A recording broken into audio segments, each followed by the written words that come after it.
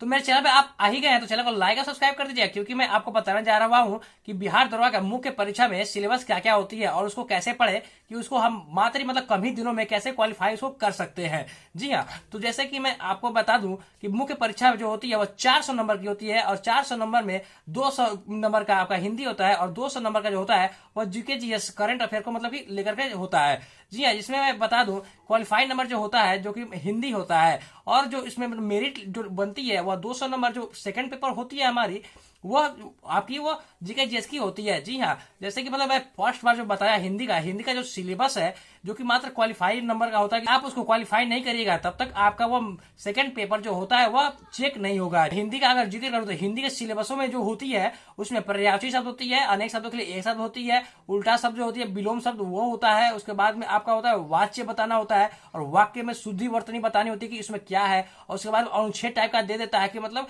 उसमें चुनिए आपको मतलब उसमें क्या क्या मतलब कि उसमें हो सकता है। जैसे कि बड़ा सा एक मतलब कि लेंथी सब्जेक्ट मतलब दे देगा पढ़ने के लिए कि आप बताइए, उसी में से मतलब पढ़ करके उसमें देना होता है उत्तर। जी हाँ, और उसके बाद आप यह नहीं सोच लीजिए कि मैं गद्यांश का बात कर रहा हूँ, ठीक है, गद्यांश अलग हो गया, गद्यांश को वैसे ही सेम टू सेम पढ़ना होता है, इसमें भी मतलब सेम ही पढ़ना हुआ होता है। और इसमें जो होता है ना, ठीक है, तो इसमें आपको अनुच्छेद में दे देगा मतलब लगभग 32 क्वेश्चन होती है और इसमें आपको क्वालिफाई करने के लिए, ठीक है, मात्र आपको 30% मतलब मार्क्स चाहिए 200 में से, ठीक है, तो आपको मतलब आप आराम से इसको क्वालिफाई कर सकते हैं, ठीक है। और उसके मैं मतलब बाद में बात करता हूँ और सारी मतलब जितने मतलब कि सब्जेक्ट में होती है तो उसमें आता है समास भी आता है, आपका संधि भी आ जाता है, ग्रामर में मतलब जितना आता है ना उसको आप मतलब आराम से अगर आप एक महीना भी तैयारी कर देते हैं ना मतलब घर में बैठे हुए हिंदी का तो आराम से वो क्वालिफाई कर सकते हैं। और एक महीना क्या मैं बोल दूं, वो मतलब ज्यादा ही बोल दिया, लगभग आप हमको लगता है 4 से 5 दिन आप कर देंगे आराम से बैठ कर लगातार एक दिन मतलब पढ़ गए हिंदी तो आपका वो क्वालिफाई आराम से हो जाता है।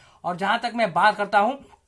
इसमें मतलब मेंस के सब्जेक्ट में अगर आप हिंदी के पेपर में आप डिसक्वालीफाई हो जाते हैं तो आपका मेंस पेपर जो होता है वो सेकंड पेपर जो होता है जिसपे मेरिट आपकी बनती है वो आपको चेक नहीं होगी, ठीक है। आगे मैं बता दूं जो कि मेंस के सब्जेक्ट में जो कि सेकंड पेपर जो होता है वो जीके जीएस और करंट अफेयर की बहुत ही मतलब बड़ी भूमिका होती है, जिसमें मैं आपको बता दूं उसमें मतलब पॉलिटी पूछती है, आपको इकोनॉमिक्स पूछती है और उसके बाद ज्योग्राफी पूछती है और उसके बाद में आपको मैं बता दूं साइंस पूछती है, हिस्ट्री पूछती है और करंट अफेयर और स्टैटिक्स सोशोलॉजी सब्जेक्ट से पूछ जाती है। और उसके बाद में मैं बता दूं और थोड़ा बहुत मतलब उसमें रीजनिंग और मैथ भी होते हैं। और इस बार को मैं प्रीवियस ईयर का मैं बात करूं मैथ और रीजनिंग का तो यार बहुत ही मतलब उसमें बहुत बड़ा मतलब योगदान था और उसमें मतलब बहुत सारे क्वेश्चन लगभग 25 क्वेश्चन मैथ और रीजनिंग से थे। रीजनिंग का क्वेश्चन का बात करें तो रीजनिंग का क्वेश्चन 15 क्वेश्चन थे और मैथ का क्वेश्चन 10 क्वेश्चन मतलब था, ठीक है। और अभी के एवरेज में जैसे कि बिहार दरोगा का जो एग्जाम है मतलब आगे की तरफ लेके जा रहे हैं जिसका मैथ और रीजनिंग अच्छा रहेगा तो आराम से वो क्वालिफाई कर सकता है। इसमें लगभग वेटेज की बात करें तो पॉलिटी, ज्योग्राफी और